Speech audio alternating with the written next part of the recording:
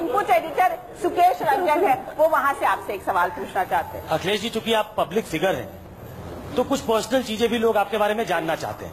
एक बहुत एडवर्टीजमेंट जो बहुत ही बेहतरीन तरीके से बनाया गया वो हम लोग देखते हैं टीवी पे, जिसमें आप अपने बेटे के साथ क्रिकेट खेल रहे हैं, अपने ऑफिस में हैं, अपनी वाइफ के साथ हैं।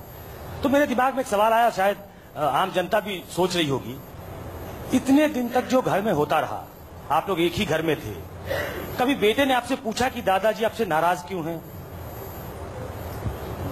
पापा आप दादा से नाराज क्यों हैं? कभी पूछा ईमानदारी से? मतलब लोग जानना चाहते होंगे। नहीं, मैं दूसरा सवाल सोच रहा था। मैं अपने बेटे के लिए सोच रहा था, क्या मैं अपने बेटे के लिए इतना नाराज हो सकता हूं क्या?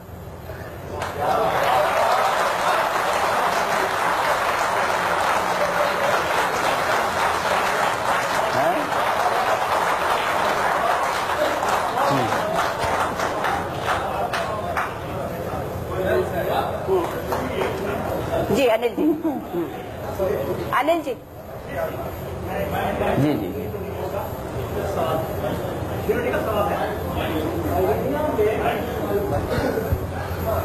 दुनिया में कहीं भी डेवलपमेंट के नाम पे चुनाव नहीं जीता गया है।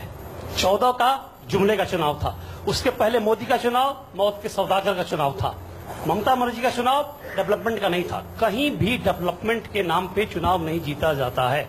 आपका मेन इशू जो है यहाँ डेवलपमेंट है।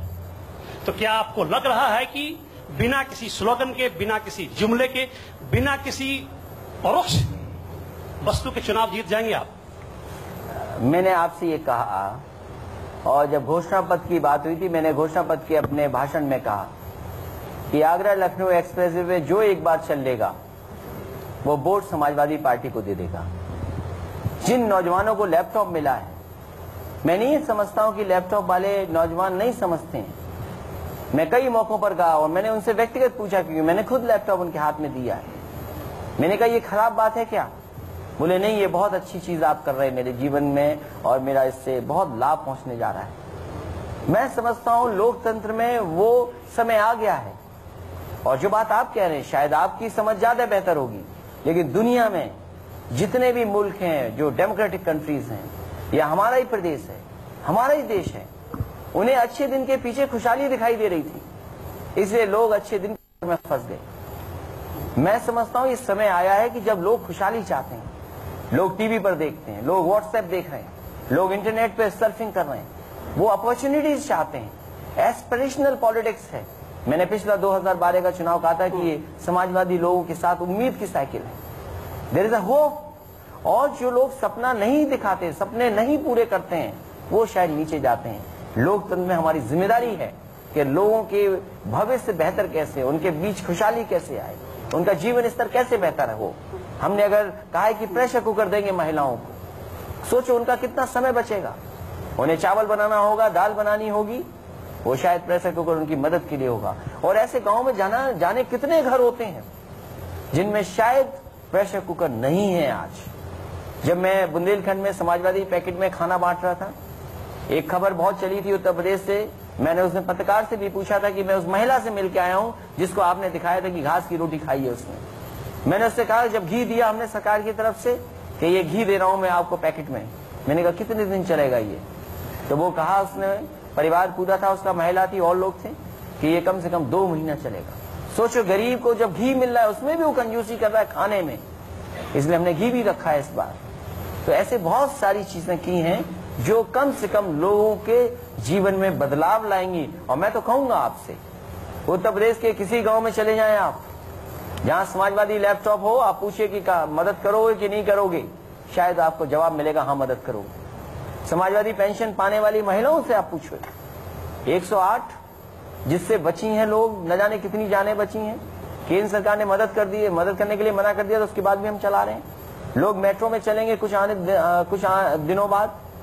तो इसलिए ऐसा मेरा मानना है कि विकास के साथ साथ लोगों को सही तरीके से अगर समझाया जाएगा तो विकास ही मुद्दा होगा। मैं तो औरों से पूछता हूं कि जो तमाम तरह के मुद्दे लेकर के आए अंत में करोगे क्या? चाहे कितना भी कोई समीकरण बना ले, फिर कहेगा कि हम विकास करेंगे। अरे हम पहले विकास कर रहे हैं फिर समीकरण बना लेंगे। हमारे अंदर फर्क इतना ही है कि पहले हमारा एजेंडा डेवलपमेंट का है, खुशहाली का है, और उसके बाद समीकरणों का है। अच्छा, एक बात बताइए, प्रचार पर आते हैं, डिम्पल जी का और प्रियंका गांधी के पोस्टर्स तमाम लगे पड़े हैं, तो क्या वो लोग साथ साथ रैलीज करेंगी और क्या अखिलेश यादव और राहुल गांधी एक साथ रैलीज करेंगे? ये अभी बहुत जल्दी सब बातें आपके सामने आ जाएंगी।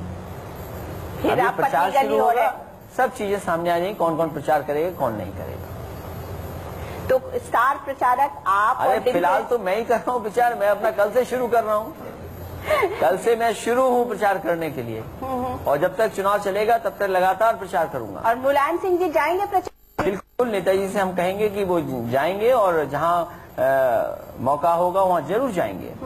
पर घोषणा पत्र में तो नहीं आए थे जब आप अपना लेकिन घोषणा बाद में पत्र आए रिलीज थे, कर- आशीर्वाद दिया उन्होंने। लेकिन ऐन वक्त पे नहीं आए। कोई बात नहीं है, नेताजी हैं, उनकी मर्जी है, वो कहेंगे नहीं आएंगे तो नहीं आएंगे, बोले हम बाद में आएंगे तो बाद में हम उन्हें सम्मान करेंगे, उन्हीं से बाद में करवाएंगे। रमन हमारे सहयोगी है, वो आपसे एक सवाल पूछना चाहते हैं। अखिलेश जी, आपने कहा कि जो आपने काम किया है जनता उसी के दम पर वोट देगी, लेकिन भारतीय जनता पार्टी लगातार ये कह रही है कहीं न कहीं अखिलेश यादव को या समाजवादी पार्टी को अपने ऊपर भरोसा नहीं है, इसीलिए कांग्रेस पार्टी के साथ अलायंस करना पड़ा। क्योंकि आप ये भी कहते थे कि अपने दम पर सरकार बनाएंगे, लेकिन अलायंस होगा तो 300 सीटें जीतेंगे। कहीं न कहीं ये आपस में विरोधाभासी बातें हैं। आपने हमारा हमेशा स्टेटमेंट सुना होगा, मैंने यही कहा कि समाजवादी लोग अपने बहुमत के साथ सरकार बना रहे हैं, और अगर गठबंधन हो जाएगा तो 300 से ज्यादा सीटें समाजवादी पार्टी जीतेगी और अलायंस मिलकर के। इसके अलावा मैंने कोई दूसरी बात नहीं कही। हमारे सहयोगी संदीप चौधरी एक सवाल पूछना चाहते हैं। अखिलेश, आपने अभी एक बहुत ही बड़ा बयान दिया पिता और पुत्र के बीच झगड़े को लेकर कि मैं अपने बेटे को देखकर सोचता हूं कि मैं इतना उस पर नाराज हो सकता हूं क्या? नहीं, ये नहीं कहा, मैंने कुछ और कहा। जी, दोबारा से आप इसको क्लैरिफाई करें। मैं दोबारा नहीं कहूंगा कोई बात। मेरा सवाल आपसे ये है कि आपके पिता ने अपने 55-60 साल के राजनीतिक जीवन में एक अंदाज में राजनीति की, उनका कोई सानी नहीं था। 25 साल उन्होंने समाजवादी पार्टी चलाई, समाजवादी पार्टी उन्होंने एक तरीके से चलाई, और जाहिर सी बात है इस झगड़े में आप इत्तेफाक नहीं रख रहे थे कुछ बातों को लेकर, खास जिस तरह से दबंग आपकी पार्टी का हिस्सा थे, गुंडागर्दी का एक टैग भी लगा।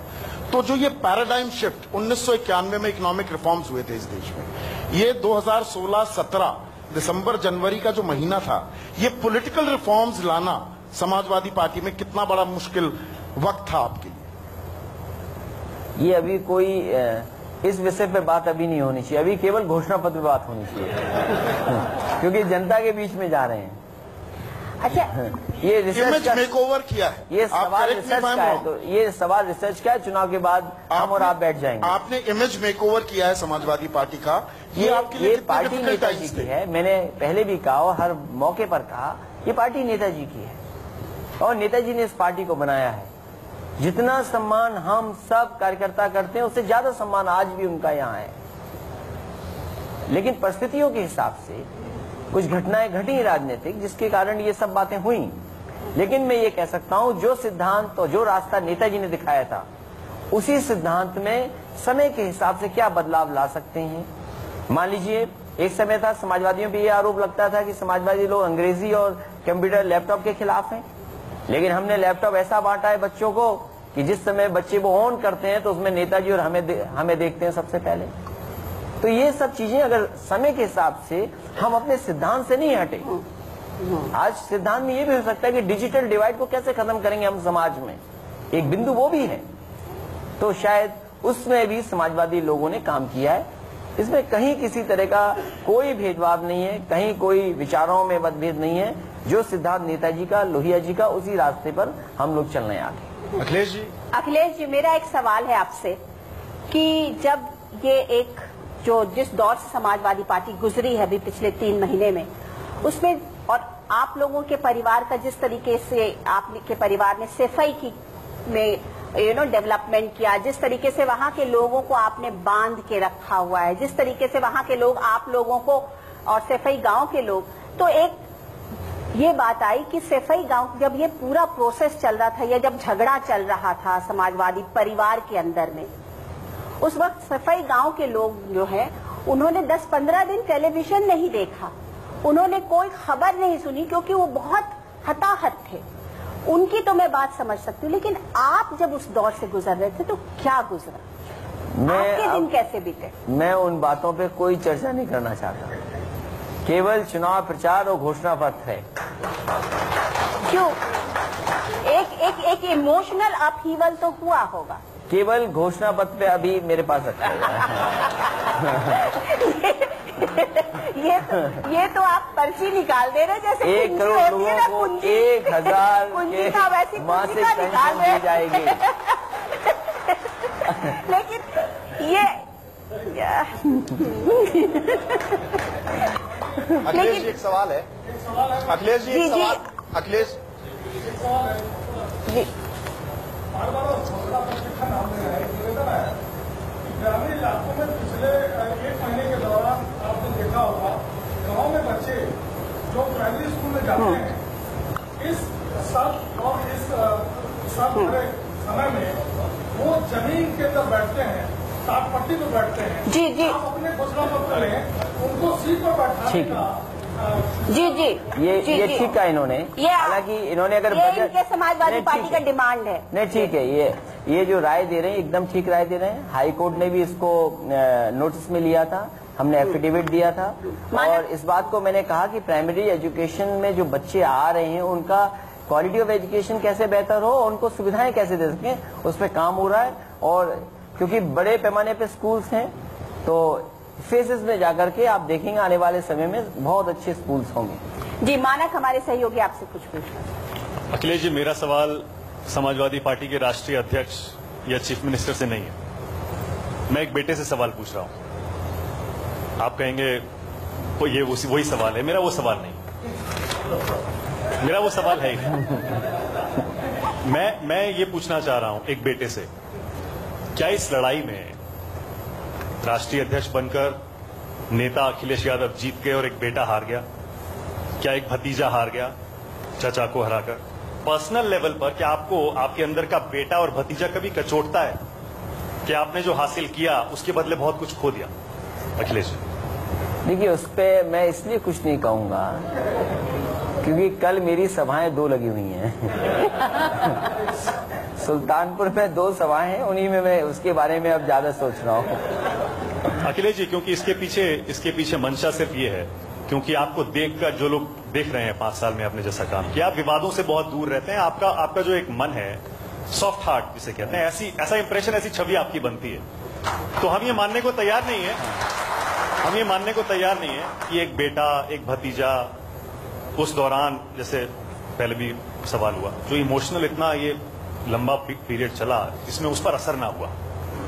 हम समझना चाह रहे हैं कि एक बेटा, एक भतीजा, उस पर क्या बीती? देखिए, मैं आपको बता दूं, मैं बचपन से लेकर के अभी तक कभी झगड़ा नहीं किया, मैंने किसी से झगड़ा नहीं करता मैं।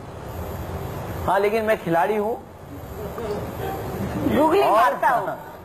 जिस खेल में रहे हम लोग, खेल अच्छा खेले वो वाला, मैं इतना जान लीजिए आप।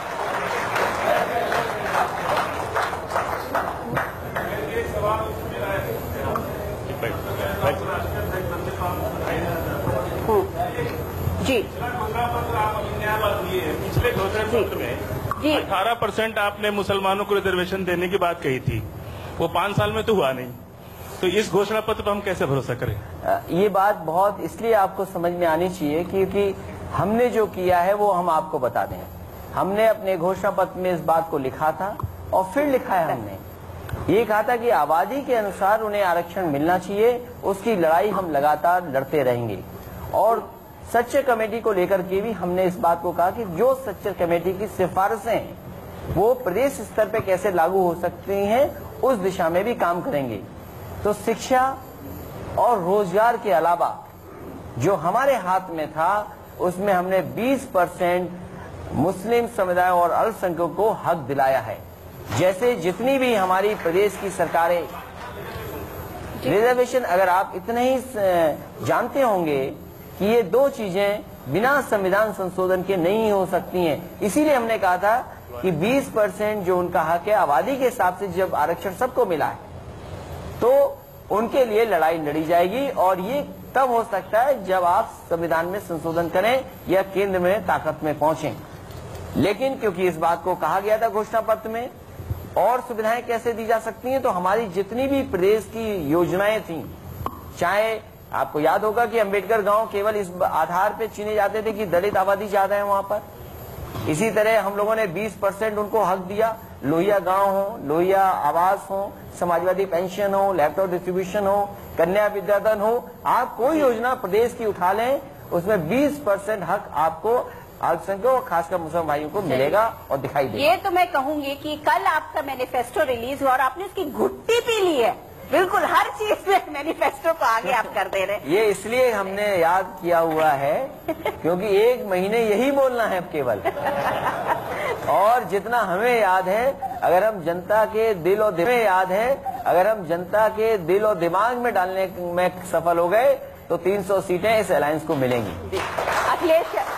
अखिलेश यादव जी, आप यहाँ इस मंच पे आए, मंथन के कार्यक्रम में आपने भाग लिया, आपका बहुत बहुत धन्यवाद। मैं एक बात कह सकता हूँ, क्योंकि पिछली बार भी इस चैनल के ही इंटरव्यू पे मैं आया था, चुनाव के दौरान आया था और उसके बाद सरकार बन गई थी, समझ लो।